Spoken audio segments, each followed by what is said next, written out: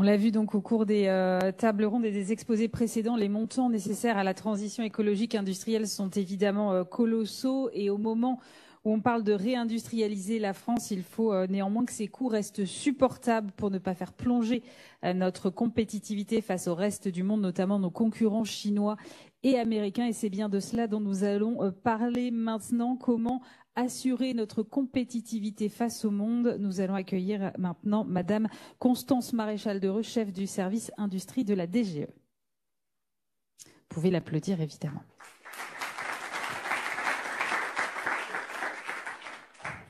Bonjour Madame, je vous en prie. On va commencer cet échange toutes les deux, et puis ensuite nous serons rejoints par Olivier Luancy et Denis Ferrand. D'abord, Madame Maréchal-de-Reu, comment est-ce que la DGE accompagne aujourd'hui la réindustrialisation en France? Quel est son rôle exactement? Bonjour à tous, désolée pour être arrivée tout juste. Je travaillais à côté, je pensais que j'avais encore 5 minutes, mais finalement non, tout pile. Je représente la DGE, donc Direction Générale des Entreprises au ministère de l'Économie et de l'Industrie. Pour accompagner la réindustrialisation, la DGE met en œuvre l'ensemble des leviers. Alors c'est un peu générique en disant ça, mais qui sont à notre disposition. On essaye d'articuler des actions transversales qui intéressent toute l'industrie, toute l'économie, avec des actions qui sont plus sectorielles sur l'aluminium, sur les médicaments, etc. Donc on fait du sectoriel, du transversal. On essaye aussi d'articuler le niveau local. On a des services sur le terrain, dans les DRETS, qui connaissent leurs entreprises et qui essayent de comprendre leurs difficultés, de quoi elles ont besoin, qu'est-ce qui peut les aider à réindustrialiser, des actions nationales et du niveau international, aussi bien européen que OCDE, etc., OMC, et sur les leviers concrets sur lesquels je pense qu'on reviendra et que vous avez sûrement déjà en partie évoqué, on essaye d'articuler aussi du réglementaire, du budgétaire ou du financier, enfin des euros, et puis du dialogue, du faire travailler ensemble les acteurs d'une filière pour construire de la visibilité entre les clients, les fournisseurs, pour essayer c'est un peu, je dirais un peu comme une entreprise qui a toutes les réglementations sectorielles, etc., qui s'appliquent à elle et qui essaye d'en faire son miel pour la meilleure des solutions. Et à notre niveau, on essaye de faire la même chose pour donner un cadre globalement favorable à l'implantation de nouvelles industries. On a beaucoup parlé de la loi Industrie verte quand on a parlé de réindustrialisation. Qu'est-ce qu'elle a changé concrètement ? Alors, la loi Industrie verte a été concentrée sur la partie réindustrialisation sur l'enjeu d'implantation. Donc, comment simplifier, faciliter l'implantation foncière d'une usine en France, avec là aussi des mesures qui s'appliquent à toute l'industrie, la simplification, la parallélisation des procédures, les différentes procédures environnementales dans l'objectif de gagner plusieurs mois pour les implantations, et des mesures plus sectorielles sur les industries dites vertes, où là, dans ces cas-là, on a mis des possibilités ou des avantages en plus, des choses un petit peu dérogatoires. Donc pour que ça passe au niveau juridique, il fallait que ça soit restreint. Donc ça peut pas être pour toute l'industrie, avec par exemple un outil qu'on a utilisé, alors, je sais plus 4 ou 5 fois en juillet, qui est le PINM, projet d'intérêt national majeur, qui permet d'avoir notamment, ce qui est important en général en aluminium, même si pour l'instant il n'y a pas de projet aluminium qui sont concernés, un raccordement, être priorisé dans la liste RTE des raccordements électriques, mais qui permet d'avoir d'autres avantages également. Et puis donc ça, c'était ce qu'il y avait directement dans la loi en elle-même, mais finalement la loi Industrie verte, c'est pas que la loi, c'était un gros travail amont qui a identifié beaucoup de mesures à mettre en œuvre. Donc celles qui relevaient de la loi, de la loi classique, ont été mises dans le projet de loi, dans la loi Industrie verte, et d'autres ont été mises en œuvre par d'autres vecteurs. Alors il y en a un qui était aussi de la loi, mais qui était de la loi de finances, qui a été le crédit industrie verte, c'est 3 IV, alors j'ai oublié un I. On a aussi travaillé sur les sites clés en main, sur l'accès aux friches, sur le fait que les acteurs publics qui travaillent autour de l'implantation d'une usine travaillent peut-être mieux ensemble, se coordonnent mieux. Donc il y avait en plus de la loi en elle-même, parce que finalement, tout ne relève, heureusement d'ailleurs, surtout dans le contexte actuel, tout ne relève pas du législatif. Essayer d'utiliser les autres outils qu'on avait pour faciliter, encore une fois, c'était vraiment sous cet angle, implantation des usines. Qu'est-ce qui est fait pour les sites qui ne sont pas existants? Parce que j'entends qu'il y a beaucoup de choses autour de l'implantation des nouveaux sites, mais pour les sites qui sont déjà existants, est-ce qu'il y a des choses qui sont faites plus particulièrement pour accompagner ces sites dans leur transition? Oui, effectivement. Donc là, on avait vu le volet réindustrialisation. C'est bien et on porte l'ensemble des enjeux au ministère d'attirer des nouvelles industries, les industries de demain, parce qu'il faut, voilà, si on les a pas dès maintenant chez nous, ça sera plus difficile de les récupérer plus tard. Mais il faut aussi évidemment maintenir les usines existantes, parce que la somme des deux, sinon, n'est pas forcément positive. Donc là aussi, on travaille sur, comme je disais un peu en amont, on a travaillé récemment. Enfin, il y a eu beaucoup d'actions de l'État pour améliorer la compétitivité dans les conditions générales, réduire les impôts de production.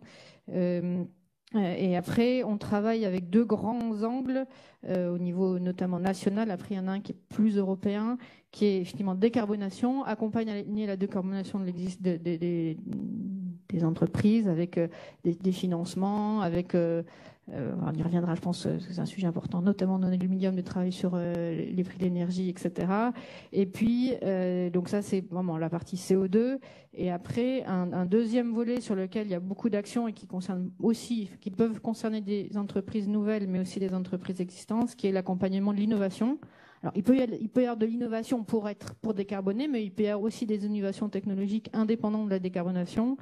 Et donc là, c'est notamment les financements France 2030 qui sont ouverts. Alors, il y a des thèmes et on a déjà une bonne part, enfin, on a fait plutôt plus que la moitié déjà de l'enveloppe France 2030, mais qui ont permis d'accompagner des projets innovants des entreprises existantes. Sachant que sur les financements publics, on a un cadre européen qui nous permet de plus facilement, et c'est pour ça qu'on s'est orienté aussi sur ces axes-là, de plus facilement financer soit l'innovation, soit la décarbonation. Sur l'innovation au service de la décarbonation, tout à l'heure, on a parlé du projet Sea4Capture, qui est un projet d'un consortium de l'aluminium pour capter et stocker du carbone. Est-ce que vous avez d'autres projets qui, comme ça, ont été soutenus par France 2030 et dans lesquels la DGE a pu œuvrer aussi? Alors, France 2030, c'est plus de 50 milliards. Alors, encore une fois, il en reste encore un peu. Tout n'a pas encore été dépensé et tout n'est pas toujours pour la décarbonation, comme je l'ai dit. Mais on a effectivement, il y a des projets très variés. Ça concerne tous les pans de l'industrie sur les métaux, la construction. On a financé des usines. Alors, c'est plutôt sur de l'existant, nouveau, des usines d'hydrogène, des usines de batteries. Le projet, effectivement, CCS sur l'aluminium, c'est le principal projet, en tout cas, de la filière aluminium qui a été financé dans la partie décarbonation à court terme. Donc, on a beaucoup d'autres projets, mais qui seront peut-être un peu moins directement sur la filière. Donc, on a beaucoup de projets qui concernent les changements d'énergie, mais là aussi, justement, dans l'aluminium, c'est quand même beaucoup l'électricité qui est déjà utilisée, donc c'est déjà l'industrie propre, mais on a beaucoup de projets de décarbonation qui visent à changer d'énergie, à passer d'industrie fossile à l'énergie verte. On a aussi pas mal de financements de CCS, pas que dans l'aluminium. Et après, on a aussi des projets d'innovation plus de rupture, plus précises. Par exemple, produire des molécules qui aujourd'hui étaient produites à base de pétrole, à base d'autres matières premières. Ça peut être l'éthylène, ça peut être dans le ciment. On cherche des alternatives à la production classique de ciment qui, dans les émissions de process, émet du CO2, ou la mise en place de pompes à chaleur haute température. Donc il y a vraiment ce qui a pu être accompagné par France 2030 est vraiment très large. Et là, c'était l'exemple qui croise innovation et décarbonation avec de l'accompagnement sur l'offre et un petit peu, même si c'est un peu moins l'orientation générale de France 2030, aussi de l'accompagnement sur le déploiement, en tout cas les premiers déploiements de ces offres chez les industriels. Vous êtes à la DGE au cœur de la construction des politiques publiques. On entend bien là sur la réindustrialisation, l'innovation ou encore la décarbonation. Comment est-ce que vous négociez, comment est-ce que se négocient en coulisses ces politiques publiques? Parce que j'imagine que vous devez avoir une petite idée sur la question. Oui, alors comme je disais un tout petit peu en introduction, on est un petit peu, mais finalement comme un chef d'entreprise qui doit naviguer et coordonner l'ensemble des contraintes et puis options plus positives, accompagnements qui lui sont offerts. Nous, on est aussi là parce qu'on est aussi à l'écoute des entreprises, qu'on essaie de bien comprendre vos besoins, vos difficultés, de travailler avec les autres ministères, parce qu'une grande partie, en tout cas des réglementations, sont pas directement à la DGE, les réglementations environnementales. Alors, il y a celles qui concernent le foncier, sont chez les gens qui s'occupent de foncier. Celles qui concernent les émissions de CO2 sont plutôt à la direction climat. Quand c'est énergie, etc.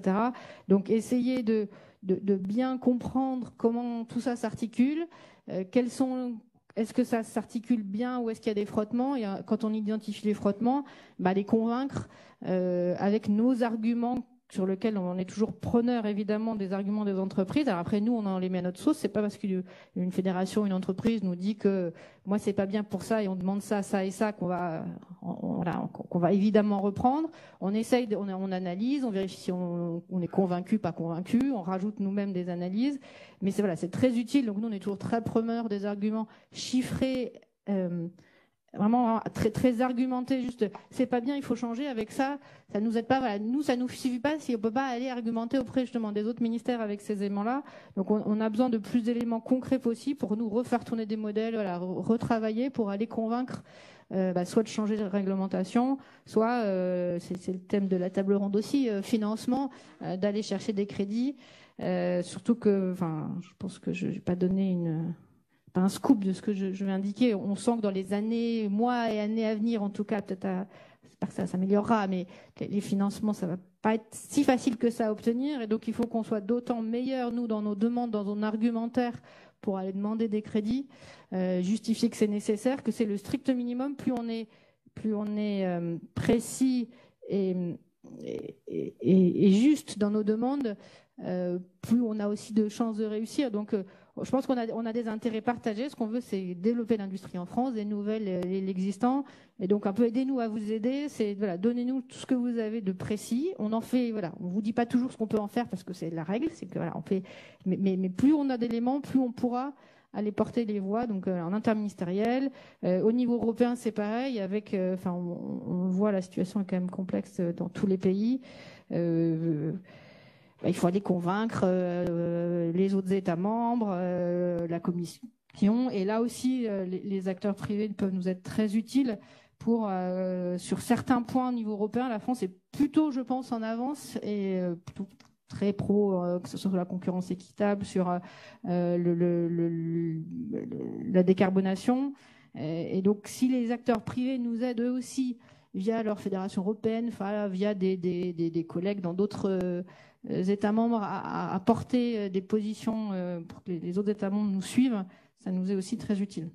Donc il faut sur les sujets où on est d'accord, et souvent on est quand même relativement d'accord, pas toujours, il faut qu'on soit groupé, public-privé, et qu'on chasse en meute. Sur cette question de la concurrence équitable au niveau européen, est-ce que l'Europe doit en faire plus face à nos concurrents chinois et américains? Alors, je vous invite à lire le rapport Draghi, si vous ne l'avez pas déjà lu, qui est sorti il y a quelques jours. Alors, il est écrit tout petit, c'est pas si simple, je trouve qu'il est assez pénible, rien que assez difficile à lire. Les phrases sont très très fines. Alors, sur l'écran, c'est vraiment très très long. Mais en tout cas, pour les parties que j'ai lues et qui me concernent, on a l'impression qu'il est rédigé par la DGE. Donc on va essayer de beaucoup l'utiliser et on vous invite à en faire aussi, utiliser, etc., pour porter les positions.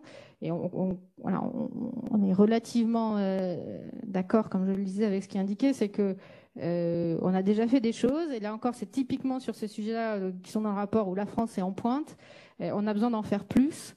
Et on a besoin d'en faire plus en utilisant tous les leviers européens de disposition, qui sont le fait des défenses commerciales, qui sont les leviers, l'adaptation du marché carbone, où effectivement la manière dont l'Europe a conçu la chose n'est pas tout à fait de la même manière que la Chine et les États-Unis ont conçu la chose. Et donc il faut qu'on vérifie que tous les mécanismes qu'on a, notamment par exemple le MSF, etc., qu'on a prévu, qu'on a mis sur la table et qui doivent justement assurer cette concurrence équitable en assurant des règles équivalentes pour les acteurs européens et non européens, s'applique bien, qu'on a bien les moyens de contrôle et qu'on a aussi, pareil, c'est le thème de la table ronde, des financements à la hauteur, alors que ce soit européen ou national, à la limite, ça c'est un peu le sujet hein, entre acteurs publics.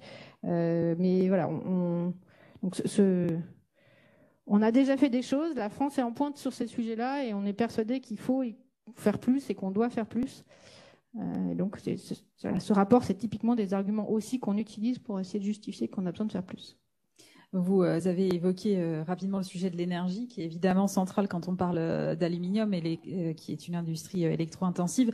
Le premier enjeu de cette transition, c'est sans doute pour ce secteur de sécuriser les approvisionnements en électricité et leurs prix. Dans quelle mesure est-ce que la DGE peut agir aussi sur ce sujet-là ? Alors, je sais que c'est un sujet très sensible. Je n'ai pas donné de scoop aujourd'hui parce que c'est pas le moment et on travaille encore. Mais effectivement, on y travaille collectivement. Je pense que beaucoup d'entre vous échangent très, très, très régulièrement avec les équipes pour dire où vous en êtes, ce que vous auriez besoin qu'on fasse. Et évidemment, on vous accompagne. Et là, on utilise les deux principaux leviers sur lesquels on travaille en ce moment sur les prix de l'électricité, notamment. C'est tout ce qui est boîte à outils pour le coup public, qui est plutôt les différents types d'aides qui existent pour donner, sur la part du prix qui relève des acteurs publics de l'électricité, donc les taxes, pour pas notamment les nommer. Donc sur les électro-intensifs, il y a toute une boîte à outils qui permet de réduire les coûts avec un TURPE faible, des TICFE faibles, etc. On a par ailleurs, donc en plus de cette réduction de taxes, la compensation carbone, on sait et on se bat. Je ne vais pas vous donner tous les détails, mais tout ce qu'on peut pour la défendre, pour justifier que s'il y a une ligne pour l'industrie qui est essentielle, et l'avantage c'est que 100% vers l'industrie, 100% de l'industrie délocalisable, donc on a quand même des arguments, c'est vraiment la compensation carbone. On a toute cette partie-là qui relève, on va dire, directement de l'État, parce que c'est vraiment dans des boîtes à outils qui sont à notre main, sur lesquelles l'État a quand même déjà fait énormément de choses. Donc je pense que je vous remercie pour le passé. Et en tout cas, soyez confiants sur le fait que... non, il n'y a pas de bois ici. Je me penche. Normalement, on est comme moi assez confiants sur le fait que tout le monde a compris à tous les niveaux politiques, même si là, il va falloir reformer sûrement les nouveaux quand ils seront arrivés, quand on aura les noms, on les attend comme vous, l'importance de cette partie-là qui relève de l'État. Et après, il y a une partie du prix qui ne relève pas de l'État, qui relève du fournisseur d'énergie.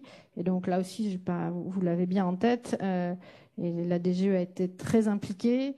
Et continue d'être impliquée pour la mise en œuvre de l'accord État-EDF du 14 novembre 2023, sur lequel on essaie de bien comprendre les besoins et les contraintes des uns et des autres et de mettre les pressions qui vont bien au niveau qui vont bien pour trouver le meilleur équilibre qui assure en même temps la construction des futurs. Il y a d'autres outils d'ailleurs de financement, mais la pérennité d'EDF, parce qu'on a quand même besoin d'avoir une électricité produite, donc il faut quand même que ça soit pérenne, et surtout, et ça c'est plutôt la voie que porte la DGE, la pérennité de l'industrie française. Donc c'est sur ces outils-là, on ne peut que vous inviter à vous en saisir, et on l'a vu avec la crise d'électricité qu'on a vécue. Il y a un grand intérêt, c'est de donner de la vision long terme, avoir des contrats différents, certains plutôt sur moyen terme 4-5 ans, d'autres plutôt plus long terme, plutôt 15-20 ans. Mais c'est vraiment un sujet qu'on suit au jour le jour, sur lequel on a des échanges pareil. Ça va être un des premiers sujets sur lesquels on va sensibiliser nos nouvelles autorités politiques sur le fait qu'on a besoin qu'ils nous aident à trouver, avoir des accords qui maintiennent l'industrie française en France, quoi. Il y avait un peu moins d'un an, Bercy avait présenté les contrats de transition écologique qui étaient signés par les principales entreprises industrielles françaises, les plus émettrices de CO2, au rang desquelles évidemment figurent plusieurs entreprises du secteur de l'aluminium. Elles s'engageaient à travers ces contrats à réduire leurs émissions de gaz à effet de serre de moitié d'ici 2032. Le montant total de ces investissements, c'est entre 50 et 70 milliards d'euros.